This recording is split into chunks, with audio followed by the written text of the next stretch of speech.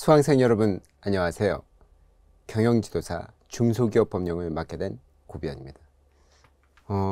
우리 학우님들 아니면 저보다 이제 연배가 비슷하시거나 높으신 분들도 계시죠. 50대 분들, 60대 분들 우리 선배님들도 계시고 저랑 비슷한 이제 40대 중후반 분들도 계시고 저보다 좀 더 나이로 보면 그럼 다양하시게 계실 건데 여러분들이 이제 계획하신 바 경영지도사라는 이거를 이제 따시겠다, 합격하시겠다 이렇게 오셨으니까 자격을 취득하시겠다 오셨으니까 공부를 하실 때 이제 제가 도움을 드려야 될 것 같습니다.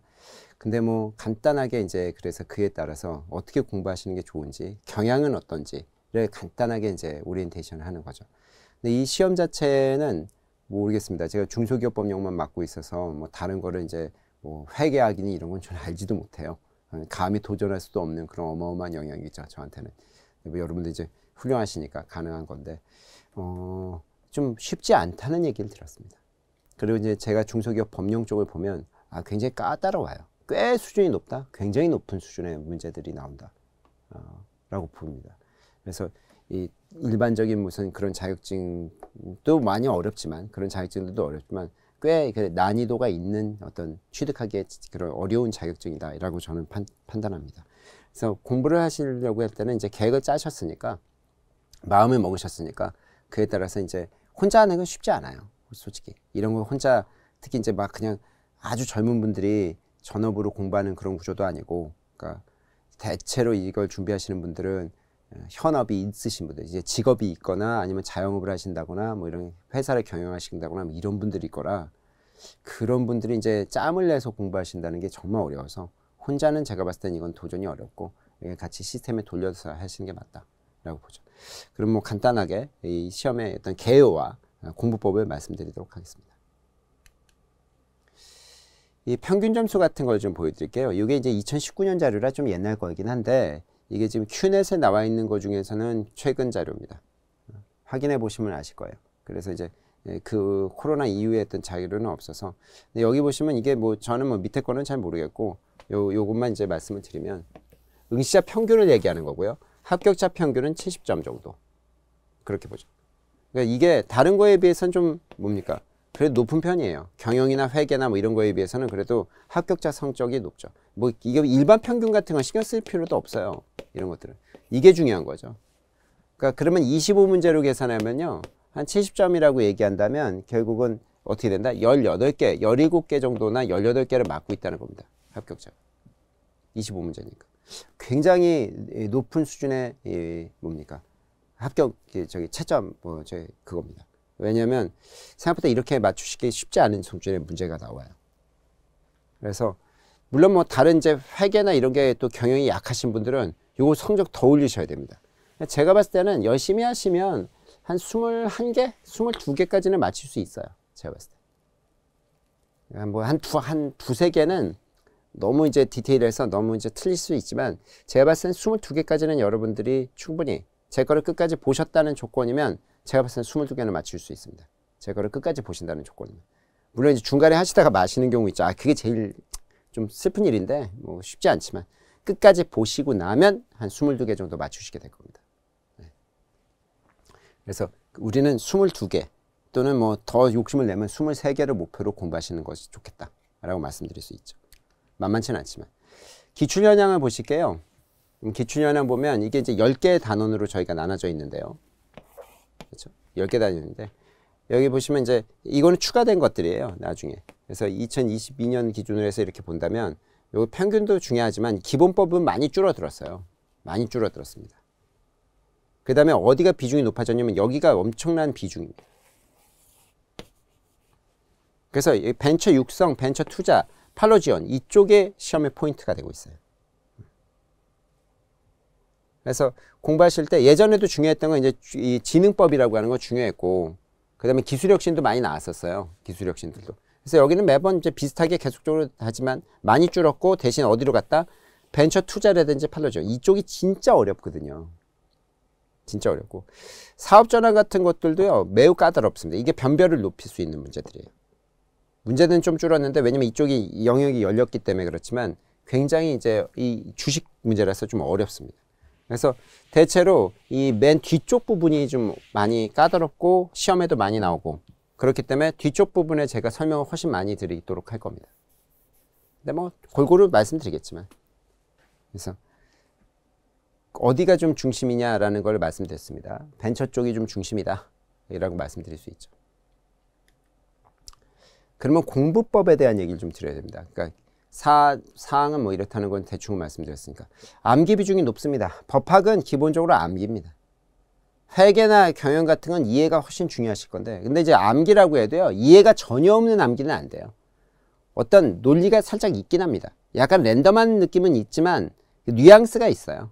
그래서 기본적인 내용을 익히신 다음에 외우는 거지 그냥 들이다 외우면 되겠지, 그렇게 해가지고는 고득점 못 하십니다. 물론 머리가 진짜 명석하신 분들이 있으면 막 진짜 그야말로 암기력이 어마어마한 대단하신 분들이 있으면 가능한데, 그 웬간하면 일반적으로 그러기 어렵고요. 대부분 이 자격증을 취득하시려는데 연령대가 저보다 선배님들도 많이 계실 텐데, 연령이 높아지면 암기력이 떨어져요. 불가피하게. 그렇기 때문에 계속 반복 학습하시는 게 좋아요. 그 다음에 여기도 보시는 것처럼 목표를 도식화시켜야 된다는 게 뭐냐면, 아까 1에서부터 10장까지 있었잖아요. 이거를 쫙 이렇게 그냥 너무 섞이면 안 돼요.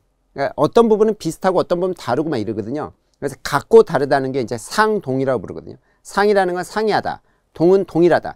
이 같고 다른 점을 계속적으로 익히셔야 됩니다. 그래서 먼저 목차를 먼저 그림 머릿속으로 익힐 만큼 익히고, 그래서 어떤 내용이구나, 이건 어디쯤에 나오는 거구나, 이걸 아셔야지, 그 내용이 어디 있는지를 아셔야지. 뒤죽박죽 섞이기 시작하면 외워놓은 게 하나도 효과를 못 봅니다. 그래서 목차를 머릿속으로 쭉 해서, 이건 어디쯤 나오는 거야, 이거 벤처 투자잖아, 이거 벤처 육성이잖아, 이거 중기지능이잖아, 이거는 앞에 쪽인데, 이건 뒤에 쪽인데, 이렇게 익히셔야 됩니다. 그 다음에 이게 다 외우기 어려워도, 이게 외운다기보다는 외운다는 건 이제 그걸 머릿속으로 떠올릴 수 있어야 된다. 중간 제목 같은 건. 외운다는 표현은 좀 오바고, 중간 제목 같은 것들 머릿속으로 이게 어디쯤에 있다는 걸 아셔야 돼요. 그래서 여기도 나오지만 이제 출제 빈도가 높은 거 아까도 말씀드렸지만 이쪽이 진짜 출제 빈도가 높고, 그렇죠? 그 다음에 지능법, 팔로우법. 그러니까 뒤쪽이 좀 힘을 많이 써야 된다. 뒤쪽을 좀 힘을 많이 쓰셔야 된다. 라는 겁니다. 앞쪽은 조금 힘을 놓고 공부하시고요. 뒤쪽을, 물론 뭐 제가 가르쳐 드릴 때는, 이제 말씀을 드릴 때는 다 이제 일일이 다 거의 이제 너무 꼼꼼할 정도로 말씀을 드려요. 좀 지겨울 정도로. 왜? 그래야지만 효과가 나옵니다. 뭐 이런 것까지 설명해야 뭐 이렇지만, 물론 뭐 제가 이건 됐고요 이렇게 넘길 때도 있지만, 그래서 뒤쪽이 좀 힘이 10개 단연에 먼저 어떻게 하셔야 되냐면, 구체적으로 읽으셔야 돼요. 암기를 먼저 하시면 안 됩니다. 읽으셔야 돼요. 그러니까 뭐 이게 나중에 결국 암기하겠지만 선 독서가 중요합니다. 근데 다 독서한다는 게 아니라 중요 부분을 독서하셔야 돼요. 제가 중요 부분입니다, 이거는 뭐 대충 보셔도 돼요, 뭐 이렇게 하면 그냥 슬슬 읽을 때는 빨리빨리 소설 읽듯이 읽는 거고, 빨리 부분은, 중요 부분은 거긴 꼼꼼하게 읽으셔야 돼요. 그리고 노트를 이제 만드셔야 돼요. 그러니까 아까도 목차를 만드는데 소제목이나 이런 노트 형태를 만드는데, 이게 힘드시면, 이게 시간적으로 어려우실 수 있어. 서브노트 같은 거 만들고 어려우시면 제가 약간 나중에 가면, 그러니까 이제 맨 처음부터 아니죠, 나중에 가면 제가 서머리를 좀 해드려요. 서머리를 좀 해드리기 때문에 이 서머리에 따라서 어떻다, 이걸 하시면 됩니다. 제가 약간의 이제 도표 형태 같은 거 만들고 그랬거든요. 그래서 그러고 나면 마무리로 이제 그 제목들을 보면서 이 내용들이 뭐가 있었지 확인되고, 떠오르지 않죠. 떠오르지 않으면 다시 노트를 보고, 단권화 작업이라고 하는 거거든요, 이걸. 그래서 계속적으로 반복적으로 이걸 돌리셔야 돼요. 맨 처음엔 근데 읽어야 됩니다. 먼저 읽고 나서 이 노트, 그러니까 이 노트라는 게 모든 걸 다 쓴다는 게 아닙니다. 중제목이나 이런 거 간단하게 쓰고, 이게 정리해 놓은 것들 정리해서 서브노트랑 정리를 해가지고 그러는데, 제가 정리하는 것들을 몇 개 이제 만들어 드릴 거거든요. 그러면 그거를 가지고 계속적으로 돌리셔야 됩니다. 그러면 향상이 됩니다. 이해되죠? 회독수를 많이 늘리셔야 돼요. 반복이 제일 중요한 겁니다. 제가 매번 말씀드릴 때 복습 그렇게 될 겁니다. 좀 지겨울 정도로 말씀드릴게요. 그게 가장 좋은 방법입니다. 그렇게 해서 파악하시고 그러면 계속 돌리시면, 그때는 계속 돌린다. 그러니까 잘 안 외워지시는 분들이 있어요. 저도 그런데 잘 안 외워지시는 분들은 서브노트를 가지고 계속 보고 또 보고 써보기도 하고, 과태료나 이런 것들도 보시는데 그거 안 써보고요, 그냥 외우면 안 외워져요. 다 써보셔야 돼요. 근데 이제 그러지 않아도 되는 것들도 있어요. 과태료 같은 숫자 같은 게 많이 나오는 건 써봐서 완벽하게 익히시고 이래야 됩니다. 그래서 반복학습이 제일 중요하다라는 겁니다. 우리 교재에도 제가 써놨지만. 근데 뭐 일단 두 가지로 이제 여기가 그러면 혼자는 못하세요. 특징. 물론 뭐 사람마다 결심이 달라서 결심이 진짜 강하신 분들이 있어요. 결단력이 강하신 분들은 혼자 하실 수도 있습니다만 혼자 못하시는 부분이 많죠. 그렇기 때문에 이제 저랑 같이 읽어나가는 겁니다. 저랑 정말 같이 읽으실 거예요. 뭐 가르친다는 느낌보다 같이 읽고 있구나 이런 느낌인데 그 다음에 이제 서브노트를 만들고 계속적으로 보시면 효과가 올라오고 끝까지 보시는 게 중요합니다. 하시기로 하고 여기 오셨으면 중간에 흐지부지 하시면 안 돼요. 저도 그러는 경우가 꽤 있는데 그러지 마시고 끝까지 30강이면 30강, 32강이면 30강 우리 그거를 다 보겠다. 이런 마음을 꼭 하셔야 됩니다. 그걸 다 보고 나면 효과가 나요. 시간이 많이 더 걸린다. 그렇긴 하죠. 하지만 30강이면 30시간이면 그걸 나눠서 그 시간대로 해서 언제는 뭐 2시간, 그러니까 처음부터 너무 5시간씩, 10시간씩 봐야지 뭐 이렇게 하면 안 돼요. 내가 계획을 해서 2시간씩만 꼭 보겠다. 복습을 하면 좋겠지만 안 되겠으면 현업이 있으신 분들은 2시간만 보고 자야지 이런 식으로 해서 그걸 보시고 내용을 살피고 이런 식으로 공부하셔야 된다 라는 말씀드립니다. 일단은 오리엔테이션은 이렇게까지 말씀을 드리겠습니다. 여러분들 뭐 결심이 제일 중요하죠.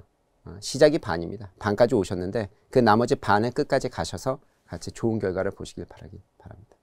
그러면 실제 강의에서 만나 뵙고 또 하나씩 도움드리고 같이 읽어보도록 하겠습니다.